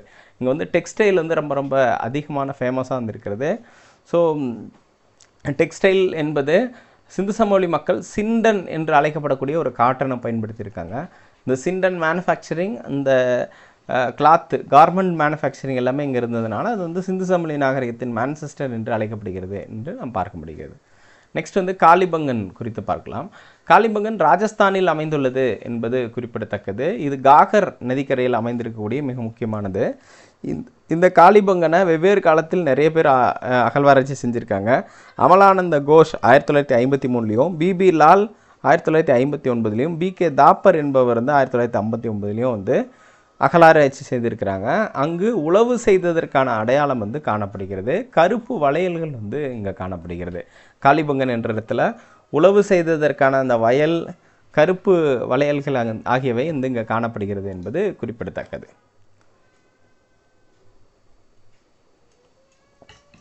நெக்ஸ்ட் வந்து ராகிகர்கி என்ற இடம் வந்து ஹரியானாவில் காணப்படுகிறது. செங்கற்களால் கட்டப்பட்ட தானிய களஞ்சியம் வந்து இங்கே காணப்படுகிறது. இது பார்த்திங்கன்னா மெச்சூர் ஹரப்பாவை சார்ந்தது, முதிர் ஹரப்பா காலத்தை சார்ந்ததாக இருக்கிறது. நடனமங்கை சிலையும், அதாவது மொஹஞ்சதாரோவில் காணப்படுவதை போன்ற ஒரு நடனமங்கை சிலையும் வந்து ராகிகர்கியில் கண்டெடுக்கப்பட்டுள்ளது என்று சொல்லப்பட்டிருக்கிறது. ஸோ இப்போ இது வரைக்கும் என்னெல்லாம் பார்த்துருக்கோம் அப்படின்னு பார்த்தோமா, ஹரப்பா பார்த்துருக்கோம், அடுத்தது மொஹஞ்சதாரோ, அதுக்கடுத்து லோதல், அப்புறம் காலிபங்கன், அப்புறம் ராகிகர்கி இதெல்லாம் நம்ம பார்த்துருக்குறோம். ஸோ இதற்கு அடுத்தது இருக்கக்கூடியது எல்லாமே பார்த்திங்கன்னா நம்ம வந்து இந்த சோர்ஸ் மெட்டீரியல் ஏதாவது கிடச்சுன்னா நீங்கள் ஃபர்தராக ரெஃபர் பண்ணுங்கள். போதும், இதுவே மேக்ஸிமம். கொஷின் பேப்பர்ஸ் பாருங்கள். கொஷின் பேப்பரில் அப்டேட் பண்ணியிருந்தால் நம்ம அது ஒரு சில விஷயங்களை நம்ம பார்க்குறோம். நெக்ஸ்ட் வந்து தோலவீராவுக்கு அருகில் வந்து பார்த்திங்கன்னா அணைக்கட்டு வந்து ஒன்று கண்டுபிடிக்கப்பட்டது என்று சொல்லப்பட்டிருக்கிறது. தோலவீரா என்பது குஜராத் பகுதியில் இருக்கிறது. ஜேபி ஜோஷி இதை அகழ்வாராய்ச்சி செய்தபோது இது ஒரு டேம், அணைக்கட்டு வந்து கண்டறிந்தார் என்பது குறிப்பிடத்தக்கது. சிந்து சமவெளியுடைய ஆர்கிடெக்சர் எப்படி இருக்குது அப்படிங்கிறத பார்க்கலாம். சிந்து சமவெளி மக்களுடைய ஆர்கிடெக்சர் என்பது நகர நாகரிகம் தொடர்பானது. ஸோ அப்போது அவங்க வந்து டவுன் பிளானிங் தான். டவுன் பிளானிங்கில் திட்டமிடல் என்பது ரொம்ப முக்கியமானதாக இருந்திருக்கிறது. சிறப்பான கட்டிட வேலைப்பாடு, தூய்மைக்கும் பொது சுகாதாரத்துக்கும் வந்து அதிக முன்னுரிமை கொடுத்துருக்காங்க. தரப்படுத்தப்பட்ட எடைகள் மற்றும் அளவீடுகளை அதிக அளவில் பயன்படுத்தியிருக்காங்க அப்படிங்கிறத நாம் சொல்ல முடிகிறது. விவசாயம் மற்றும் கைவினை தொழில்களுக்கான அடித்தளம் வந்து இங்கே காணப்படுகிறது என்பதும் சொல்லப்பட்டிருக்கிறது. ஆர்கிடெக்சரை பொறுத்த வரைக்கும் தெருக்கள், வீடுகள் போன்றவை வந்து ரொம்ப முக்கியத்துவம் வாய்ந்து ரொம்ப இம்பார்ட்டன்ஸ் கொடுத்து கட்டப்பட்டிருக்கிறது அப்படிங்கிறத பார்க்குறோம். தூய்மைக்கும் பொது சுகாதாரத்துக்கும் இவங்க ரொம்ப முக்கியத்துவம் கொடுத்துருக்காங்க. தரப்படுத்தப்பட்ட எடைகள், அளவீடுகள்லாம் கொண்டு இருக்காங்க. இப்போ எடுத்துக்காட்டு தெருக்கள் மற்றும் வீடுகள் வந்து கிரிட் பேட்டர்னை அடிப்படையாக கொண்டது. கிரிட் பேட்டர்ன் என்பதை சட்டக வடிவமைப்பு என்று சொல்வார்கள். மிக சரியாக அளவிடப்பட்ட வீதிகள், ஒழுங்கமைந்த வீதிகள் அமைந்திருக்கும் அப்படிங்கிறத சொல்லியிருக்காங்க. அது மட்டும் இல்லாமல் வடக்கிலிருந்து தெற்காகவும் கிழக்கிலிருந்து மேற்காகவும் செங்கோணமாகவும் இது வந்து அமைஞ்சிருக்குங்கிறத சொல்லியிருக்காங்க. வீடுகள், தெருக்கள் 2 ஓரங்களிலுமே கட்டப்பட்டிருந்தது. தெருக்களோட 2 ஓரங்களிலையும் வீடுகள் கட்டப்பட்டிருந்தது. 1 அல்லது 2 அடுக்குகளாக இருக்கும். மண் அடுக்கு தான் பார்த்திங்கன்னா 9 ஸ்ட்ரேட்டா என்று சொல்வார்கள். வீடு பார்த்திங்க அப்படின்னா 2 அடுக்குகளை தான் கொண்டது. தனி கிணறுகள் இருக்கும். ஜன்னல்கள் வந்து காணப்படாது. சுட்ட செங்கற்களால் இது வந்து கட்டப்பட்டிருக்கும். சில நேரங்களில் சூரிய வெப்பத்தினால் உலர வைக்கப்பட்ட செங்கற்களும் பயன்படுத்தப்படுகிறது என்று சொல்லியிருக்காங்க கட்டுமானத்துக்கு. தெருக்களின் அகலங்கள் வந்து யூஸ்வலி 33 அடி இருக்கும். சிறிய தெருவாக இருந்தால் 9லேருந்து 12 அடி இருக்கும் அப்படிங்கிறதையும் சொல்லியிருக்காங்க. வழிபாட்டு இடங்கள் பற்றிய தகவல்கள் வந்து பெருசாக இல்லை. குறிப்பாக அரண்மனைகள் மாதிரியான அந்த வழிபாட்டு இடங்கள் வந்து பெருசாக இல்லை. தெருக்களோட ஓரத்தில் குப்பை தொட்டிகள் வந்து அமைக்கப்பட்டது. கழிவுநீர் செய்வதற்கான பாதைகள் வந்து அமைக்கப்பட்டிருந்தது என்பது சிந்து சமவெளி நாகரிகத்தை பற்றிய அடிப்படை தகவல்களாக இருக்கிறது. நெக்ஸ்ட் வந்து அவங்களோட கழிவுநீர் அமைப்பு, ட்ரைனேஜ் சிஸ்டம் எப்படி இருக்குங்கிறது பார்த்திங்கன்னா க்ளோஸ்டு ட்ரைனேஜ் சிஸ்டம் தான். மூடப்பட்ட கழிவுநீர் அமைப்பு தான் காணப்படுகிறது. இதில் ஜென்டில் ஸ்லோப் இருக்கும். மென் சரிவுகள் வந்து காணப்படும். ஒவ்வொரு வீட்டிலும் திடக்கழிவுகளை தேக்குவதற்கான குழிகள் வந்து இருந்திருக்கு. சோக் பிட்ஸ் என்று அழைக்கப்படக்கூடிய திடக்கழிவுகளை தேக்குவதற்கான குழிகள் வந்து காணப்படுகிறது என்று சொல்லப்பட்டிருக்காங்க. நெக்ஸ்ட் வந்து பெருங்குளம். பெருங்குளம்னு சொன்னாவே மொஹஞ்சதாரோவில் தான் அமைஞ்சிருக்கு. பெருங்குளத்தோடைய அளவு வந்து 39 ஃபீட் நீளம், 23 அகலம், 8 அடி ஆழம் என்ற அடிப்படையில் இருக்கும். செவ்வக வடிவ குளமாக இருக்கும். இதோடைய வடிவம் வந்து செவ்வக வடிவம். இதில் நீர் வந்து கசியாமல் இருப்பதற்காக பிட்டுமென் என்று அழைக்கப்படக்கூடிய இயற்கை தாரை வந்து பயன்படுத்தியிருப்பாங்க. இந்த பிட்டுமென் பயன்படுத்தி மோல்டு பண்ணியிருக்கிறதன் காரணமாக தண்ணி எளிதில் வற்றி போகாது என்பதும், அது மட்டும் இல்லாமல் ஹார்னஸ், அதாவது வாட்டர் ஹார்னஸ், குளத்திற்கு தண்ணீர் வர்றதுக்கு ஒரு பாதையும் அது வெளியில் போகிறதுக்கு ஒரு பாதையும் வந்து காணப்பட்டது. அது மட்டுமல்லாமல் அருகில் இருந்த கிணற்றிலிருந்து நீர் இறைக்கப்பட்டு இதோடைய உபயோகத்திற்கு வந்து பயன்படுத்தப்பட்டது. இதோடைய படிக்கட்டுகள் வந்து பார்த்திங்கன்னா நார்த் டு சவுத் எக்ஸ்டென்சிங்காக இருக்கும். வடபுறத்திலிருந்து தென்புறத்தை நோக்கி அமைக்கப்பட்டிருக்கிறதும் 3 பக்கங்களிலும் குளியல் அறைகள் வந்து காணப்பட்டது என்றும் சொல்லப்பட்டிருக்கிறது. அதற்கு அடுத்தது வந்து தானிய களஞ்சியத்துக்கு போகலாம். தானிய களஞ்சியம் வந்து ஹரப்பாவில் காணப்படுகிறது. 6 தானிய களஞ்சியங்கள் ஹரப்பாவில் அமைந்திருக்கிறது. தானிய களஞ்சியங்கள் வந்து சுட்ட செங்கற்களால் அடித்தளமிடப்பட்ட உறுதியான கட்டிடத்தால் அமைக்கப்பட்டிருக்கிறது. இதோடைய நீளம் வந்து 150 அடி நீளம், 50 அடி அகலம், 53 அடி உயரம் என்ற அடிப்படையில் பெரிய ஒரு பில்டிங்காக கட்டியிருக்காங்க. இதில் கோதுமை, பார்லி, பருப்பு வகைகள், இதர தானியங்கள் ஆகியவை வந்து சேகரிக்கப்பட்டிருக்கிறது என்பதும் இதில் குறிப்பிடத்தகுந்ததாக இருக்குது. அதில் பர்டிகுலராக பார்த்திங்கன்னா 1950களில் மார்டிமர் வீலர் மொஹஞ்சதாரோவில் தானிய களஞ்சியம் ஒன்றை கண்டறிந்தார் என்று சொல்லியிருக்காங்க. இப்போ வீலர் வந்து பார்த்திங்கன்னா 1940s வந்து அகழ்வாராய்ச்சி செஞ்சுருக்காருன்னு பார்த்தோம். 1946லேயும் அந்த இடங்களில் அகழ்வாராய்ச்சி செய்தது நமக்கு நினைவில் இருக்கிறோம். அப்புறம் இவர் வந்து தானிய களஞ்சியம் ஒன்றை வந்து கண்டறிந்தார் அப்படிங்கிறதையும் சொல்லியிருக்காங்க. நெக்ஸ்ட் வந்து மாபெரும் கட்டிடங்கள், அதாவது பல தூண்களை கொண்ட கூட்ட அரங்கு, அசம்பிளி ஹால் வந்து இந்த சிந்து சமவெளி நாகரிகத்தில் ரொம்ப புகழ்பெற்றதாக இருந்திருக்கிறது. இந்த அசம்பிளி ஹாலில் 20 தூண்கள் 4 வரிசையில் அமைந்திருக்கிறது. ஸோ இங்கே தான் வந்து ரொம்ப முக்கியமான மீட்டிங்ஸு, அந்த அரசு சார்ந்த விஷயங்களை பேசுகிறது எல்லாமே இங்கே வந்து நடந்துக்கிறதுக்கான வாய்ப்புகள் இருக்குது. எனினும் இது ஒரு பிரேயர் ஹாலாக இருந்திருக்கவில்லை என்றும் சொல்லப்பட்டிருக்கிறது. நெக்ஸ்ட்டு மொஹஞ்சதாரோவின் தலைவர் அல்லது மத தலைவர். ஸோ மத தலைவருடைய உருவம் வந்து நீங்கள் புக்கில் பார்த்துருப்பீங்க. ஸோ அவருடைய இமேஜ் இருக்கும். அவர் வந்து அமர்ந்த நிலையில் இருக்கக்கூடிய ஒரு ஆண் சிலை. அவர் நெற்றியில் வந்து தலைப்பட்டை வந்து ஒன்று கட்டப்பட்டிருக்கும் அப்படிங்கிறதும், வலது கையோடைய மேற்பகுதியில் ஒரு அணிகலன் வந்து அணிந்திருப்பார் அப்படிங்கிறதும், தலைமுடி தாடி நன்றாக ஒழுங்குபடுத்தப்பட்டு காணப்படும் அப்படிங்கிறதும், 2 காதங்களிலும் துளையிடப்பட்டு இருந்தது தலையில் அணியும் ஆபரணத்தை இணைப்பதற்காக ஏற்படுத்தப்பட்டிருக்கலாம் என்று சொல்லியிருந்தாங்க. தோள்பட்டை லெஃப்ட் ஷோல்டரில் பூக்கள் வளையங்களால் ஆன மேல் அங்கி ஒன்று, ஷால் லைக் ஒரு ஷேப் ஒன்று இருந்திருக்கு அப்படிங்கிறத பற்றி சொல்லியிருக்காங்க. இது எல்லாமே டீட்டெயிலிங் அபவுட் மொஹஞ்சதாரோவில் இருக்கக்கூடிய ப்ரீஸ்ட் கிங்கை பற்றினது. ப்ரீஸ்ட் கிங் என்று இங்கிலீஷில் சொல்லுவாங்க. நெற்றியில் ஒரு தலைப்பட்டை இருக்கிறது, வலது கையில் மேல் பகுதியில் அணிகலன், தலைமுடி தாடி வந்து ஒழுங்குபடுத்தப்பட்டிருக்கிறது, 2 காதுகளிலும் துளையிடப்பட்டு இருந்தது அப்படிங்கிறதும், இடது தோள்பட்டையிலும் பூக்கள் வளையங்களால் அங்கீகரிக்கப்பட்ட ஒரு மேல் அங்கி வந்து இருந்திருக்கிறது அப்படிங்கிறத பார்க்க முடிகிறது. நெக்ஸ்ட் வந்து நடன மங்கை சிலையும் அதே மொஹஞ்சதாரோவில் தான் கிடச்சிருக்கிறது.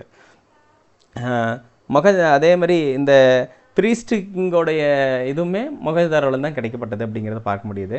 நடன மங்கை என்பது ஒரு வெண்கல சிலையால் ஆனது என்பதும் குறிப்பிட்டிருக்காங்க. சர் ஜான் மார்ஷல் இந்த சிலையை பற்றி சொல்லும்போது 3000 ஆண்டுகளுக்கு முற்பட்டதாக இருக்கலாம் என்று கருதுகிறார். அது மட்டும் இல்லாமல் இது மிகுந்த ஆச்சரியத்தை ஏற்படுத்துகிறது, பிரமிப்பை ஏற்படுத்துகிறது என்று சர் ஜான் மார்ஷல் வந்து இந்த நடன மங்கையை பற்றி வந்து புகழ்ந்து தள்ளுறாரு. கிரேக்க காலம் வரைக்கும் இந்த மாதிரியான ஒரு சிலை வந்து அறிந்திருக்கப்படவில்லை அப்படிங்கிறதையும் சொல்லியிருக்காங்க. மார்டிமர் வீலர் வந்து இந்த சிலையை பற்றி சொல்லும்போது இந்த சிலை மிக அழகாக உள்ளது அப்படிங்கிறதும் சொல்லப்பட்டிருக்கிறது. நடன மங்கை சிலை 1926ஆம் ஆண்டு கண்டெடுக்கப்பட்டது என்பது குறிப்பிடத்தக்கது.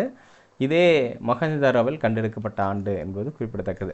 இதோடைய அளவு பார்த்திங்க அப்படின்னா 4.3 இன்ச், 4.3 அங்குலம் இன்ச் இருக்கலாம், 10.8 சென்டிமீட்டராக இதோடைய அகலம் வந்து அதோட சைஸ் வந்து இருக்கலாம் அப்படிங்கிறத சொல்லியிருக்காங்க.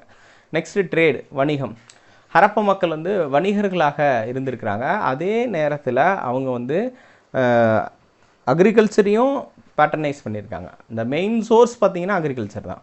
ஹரப்பா மக்கள் வந்து பெரும் வணிகர்களாக இருந்திருக்காங்க. தரப்படுத்தப்பட்ட எடைகள் அளவுகளை பயன்படுத்தியிருக்காங்க. அளவிடுவதற்கான குச்சிகளை பயன்படுத்தியிருக்காங்க. ஆரக்கால்கள் இல்லாத ஸ்போக்லெஸ் வீல்ஸை வந்து பயன்படுத்தியிருக்காங்க. எருது வண்டி வந்து அதிக அளவில் பயன்படுத்தியிருக்காங்க. ஸோ எருது வண்டி என்பது இவர்கள் பயன்படுத்தப்பட்டது. தரப்படுத்தப்பட்ட அளவுகள் எடைகளை வந்து இவங்க பயன்படுத்தியிருக்காங்க. இவங்களோட வணிக முத்திரை வந்து ஈராக்கு, குவைத்து, சிரியா போன்ற இடங்களில் வந்து காணப்பட்டிருக்கிறது. மெசபடோமியாவுடன் இவர்கள் வணிகம் கொண்டிருந்தார்கள். அதாவது சுமேரியாவுடைய ஒரு பகுதியாக இருக்கக்கூடிய இந்த மெசபடோமியாவுடன் அவங்க வணிகம் கொண்டிருந்திருக்காங்க. சுமேரியாவுடைய அக்காடிய பேரரசு அந்த பகுதியுடைய மன்னன் நாரம்சின், கிங் நாரம்சின் என்ற ஒருத்தர் வந்து மெலுகா வணிகர்களிடமிருந்து அணிகலன் வாங்கியதற்கான குறிப்புகளை வந்து சொல்லியிருக்காரு அப்படிங்கிறத சொல்லியிருந்தாங்க. இது வந்து கியூனிஃபார்ம் இன்ஸ்கிரிப்ஷனில் இவங்க வந்து மென்ஷன் பண்ணியிருந்தாங்க. கியூனிஃபார்ம் இன்ஸ்கிரிப்ஷனில் இவங்க சுமேரியா, குறிப்பாக மெசபடோமிய நாகரிகத்தை சார்ந்தவர்கள், மெசபடோமியா அந்த மொழியில் தான் வந்து எழுதப்பட்டிருந்தது. மெலுகா என்பது சிந்து சமவெளியை சார்ந்தவர்கள் என்று குறிப்பிடப்படுகிறது. அது மட்டும் இல்லாமல் உருளை வடிவ முத்திரைகள் வந்து பாரசீக வளைகுடா, மெசபடோமியா, சிந்து போன்ற இடங்களில் வந்து கண்டெடுக்கப்பட்டுள்ளது அப்படிங்கிறத நாம் பார்க்க முடிகிறது. ஸோ அதற்கு அடுத்ததாக வந்து பார்த்திங்கன்னா இதில் காணப்படக்கூடிய தொழில்நுட்பம் பார்த்திங்கன்னா எப்பயுமே ஃபீட் மெஷர்மெண்ட்டை அதிகமாக ப்ரிஃபரன்ஸ் பண்ணியிருக்காங்க. ஃபீட் மெஷர்மெண்ட் என்று சொல்லக்கூடிய அடி அளவீடுகளை வந்து அதிகமாக இவங்க வந்து ப்ரிஃபர் பண்ணியிருக்காங்க. இதோடைய லோவஸ்ட் மெஷர்மெண்ட் வந்து 1704 மில்லிமீட்டர், 1704 மில்லிமீட்டர் யானை தந்தத்தாலான அளவுகோல் வந்து லோதலில் கிடச்சிது அப்படிங்கிறதும். யூஸ்வலி அவங்க வந்து இன்ச்சு மெஷர்மெண்ட்டையும் பயன்படுத்துவாங்க. நம்ம புக்கில் வந்து மென்ஷன் பண்ணியிருக்காங்க. 1 இன்ச் அல்லது 1.75 சென்டிமீட்டர் அல்லது 1704 மில்லிமீட்டர் அளவுகோலை கொண்டிருப்பார்கள். எடைகள் பார்த்திங்க அப்படின்னா பைனரி சிஸ்டத்தை யூஸ் பண்ணியிருக்காங்க. இரும எண்முறையை வந்து பயன்படுத்தியிருக்காங்க. பைனரி சிஸ்டம் என்ற அடிப்படையில் 2ஓட மல்டிப்ளிகேஷன் 1, 2, 4, 8, 16 அந்த அடிப்படையில் 16th அந்த விகிதத்தின் அடிப்படையில் தான் இவங்க வந்து எடைகளை பயன்படுத்தியிருக்காங்க. சிறிய எடை என்பது 13.63 கிராம் என்று சொல்லப்பட்டிருக்கிறாங்க. படிக்கற்களால் ஆன செர்ட்டான கனசதுர வடிவ எடைக்கற்களை பயன்படுத்தியிருக்காங்க. ஸோ ஒரு கியூபிக்கல் ஷேப்பு எடைக்கற்களை வந்து இவங்க பயன்படுத்தியிருக்காங்கன்னு என்று சொல்லப்பட்டிருக்கிறது. நெக்ஸ்ட் வந்து கேவிடி வளாகம்.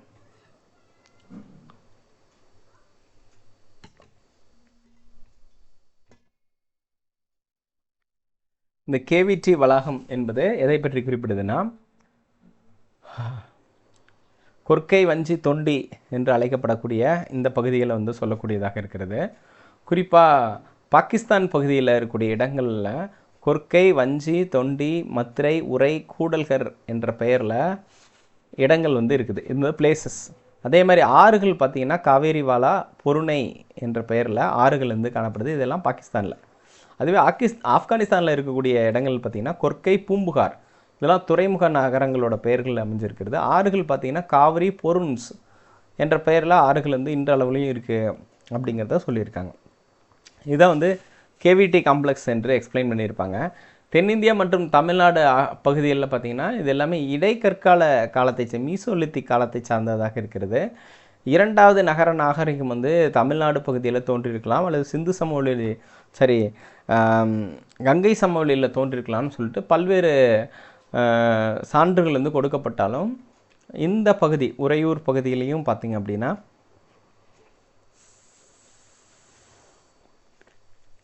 உறையூர் பகுதியிலையும் நமக்கு நகர நாகரிகங்கள் தொடர்பான பல்வேறு அம்சங்கள் வந்து இடம்பெற்றிருக்கிறது. தமிழ்நாட்டை பொறுத்த வரைக்கும் அரிக்கமேடு, கீழடி, உறையூர் போன்ற பகுதிகளில் வந்து இந்த நகர நாகரிகங்களுக்கான சான்றுகள் காணப்படுகிறது. நகர நாகரிகங்கள் வந்து சிந்து சமவெளியின் வீழ்ச்சிக்கு பிறகு இந்த இரண்டாவது நகர நாகரிகங்கள் தோன்றியிருக்கலாம். 1200 ஆண்டுகளுக்கு பிறகு, அதாவது சிந்து சமவெளி வீழ்ச்சி அடைந்து ஒரு 1200 இயர்ஸை தாண்டி இது வந்து உருவாக்கப்பட்டிருக்கலாம் என்று சொல்லப்பட்டிருக்கிறது.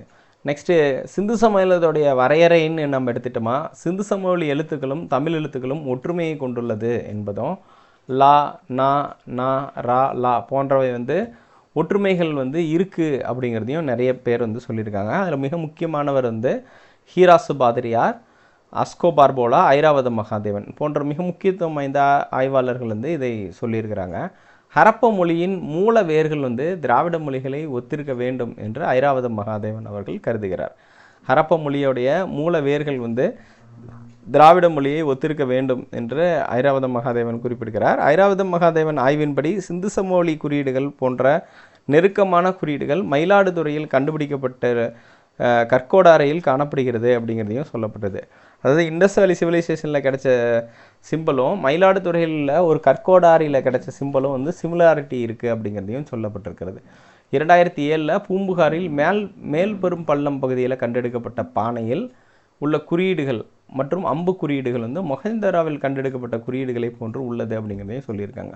அப்போ மொஹஞ்சதாரோவில் கண்டெடுக்கப்பட்ட குறியீடுகளுடன் இது வந்து ஒத்துப்போகுது அப்படிங்கிறதையும் சொல்லியிருக்காங்க. அப்போ சிந்து சமவெளி நாகரிகத்துடைய சிறப்பியல்புகள் எடுத்துக்கிட்டோமா, இது இல்லாமல் நிறைய இருக்குது. ட்ரேடு பார்த்துருக்கோம், உட்கட்டமைப்புகள்லாம் பார்த்துருக்கோம். இப்போ நம்ம பார்க்க போகிறது வந்து வேளாண்மை பார்க்குறோம். இந்த வேளாண்மை வந்து இவங்க அடிப்படை வாழ்வாதாரமாக கருதியிருக்காங்க.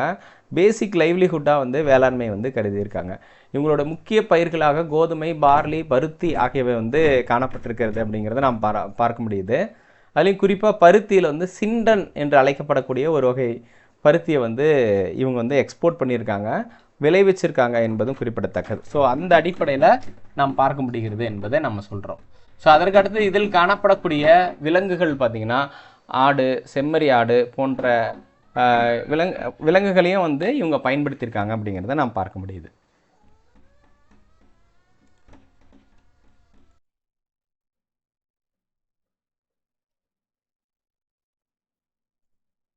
ஓகே, ஸோ சிந்து சமவெளியோட வேளாண்மை முக்கிய பயிர்கள் வந்து கோதுமை, பார்லி, பருத்தி. பருத்தியோட பேர் வந்து சிண்டன் என்று அழைக்கப்படுகிறது. விலங்குகள் பார்த்திங்கன்னா ஆடு, செம்மறி ஆடு, செபு என்ற ஒரு மாடு வகையும் வந்து சிந்து சமவெளி மக்கள் அதிக அளவில் பயன்படுத்தினாங்கிறத சொல்லியிருந்தது. மீன்பிடி தொழில் வந்து பிரபலமாக இருந்தது. மீன்பிடி தொழில் வந்து ரொம்ப பிரபலமாக சிந்து சமவெளி பகுதியில் இருந்தது. குதிரையை பற்றி சிந்து சமவெளி மக்கள் அறிந்திருக்கவில்லை. சிந்து சமவெளி மக்களுக்கு தெரியாத விஷயங்கள் மொத்தம் 3. குதிரையை பற்றி அவங்களுக்கு தெரியாது. அதுக்கப்புறம் அயன், ஸோ அயன் என்று அழைக்கப்படக்கூடிய இரும்பு பற்றி தெரியாது. லயன், சிங்கம் பற்றி தெரியாது. குதிரையை பற்றி தெரியாது. Iron, lion, horse. அப்போ இரும்பு, சிங்கம் மற்றும் வந்து குதிரை ஆகியவை தெரியாது அப்படிங்கிறத பற்றி சொல்லியிருக்காங்க. நெக்ஸ்ட் வந்து அவர்களுடைய ஆர்னமெண்ட் மேக்கிங், நகைகள் செய்யக்கூடிய அந்த முறை என்பது ரொம்ப சிறப்புத்தன்மை வாய்ந்தது. கைவினை பொருட்கள் வந்து அதிக அளவில் பயன்படுத்தியிருக்காங்க. ஸோ இதில் பார்த்திங்கன்னா சங்கு என்பது வந்து நாகேஸ்வர் மற்றும் பாலக்கோட் என்ற இடத்துலேருந்து எடுத்துகிட்டு வராங்க. வைடூரியம் என்று அழைக்கக்கூடிய லாப்பிஸ் லசூலி என்பது ஷார்டுகை என்ற இடத்துலேருந்து பெறப்படுகிறது. இது வந்து நீல நிறத்தில் அமைந்திருக்கும் லாப்பிஸ் லசூலி. அதுக்கப்புறம் செம்மணி, கார்னெலியன் என்று அழைக்கப்படக்கூடிய செம்மணி என்பது லோத்தல் பகுதியில் கிடைக்கும். இது ஒரு ப்ரௌன் கலரில் இருக்கும் அப்படிங்கிறதையும். அப்புறம் ஸ்ட்ரீட்டைட் என்று அழைக்கப்படக்கூடிய நுரைக்கல் வந்து தெற்கு ராஜஸ்தான் பகுதியில் காணப்படுகிறது. அப்புறம் செம்பு ராஜஸ்தான் மற்றும் ஓமன் பகுதியிலிருந்து பெறப்பட்டது என்று சொல்லியிருப்பாங்க. ஸ்கூல் புக்கில் இது ஒரு பாக்ஸ் இன்ஃபர்மேஷனாக கொடுத்துருப்பாங்க.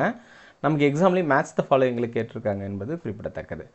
சிந்து சமவெளி மக்களுடைய உலோகங்களாக தங்கம், வெண்கலம், செம்பு ஆகியவை அதிகமாக பயன்படுத்தப்பட்டது. செம்பு காலத்தை சார்ந்தவர்கள் என்று சொல்லுவோம். வெண்கல காலம் அல்லது செம்பு காலத்தை சார்ந்தவர்கள் என்று சொல்லுவோம். அது மட்டும் இல்லாமல் ரோரி செட் என்ற வகையான பாறைகளை இவங்க பயன்படுத்தினாங்க. ரோரி செட் என்பது ஒரு படிவு பாறை. பாகிஸ்தானில் இருக்கக்கூடிய ரோரி என்ற பகுதியில் கிடைத்தது. இதை ஹரப்ப மக்கள் கத்தி மற்றும் இதர கருவிகளை செய்வதற்கு பயன்படுத்தினார்கள் என்று சொல்லப்பட்டிருக்கிறது. ஹரப்ப மக்களுடைய பானை செய்யும் முறை பார்க்குறோம். அவர்கள் ஹரப்ப மக்கள் கருப்பு, சிவப்பு, நிறமற்ற வகையில் பானைகளை செஞ்சுருக்காங்க.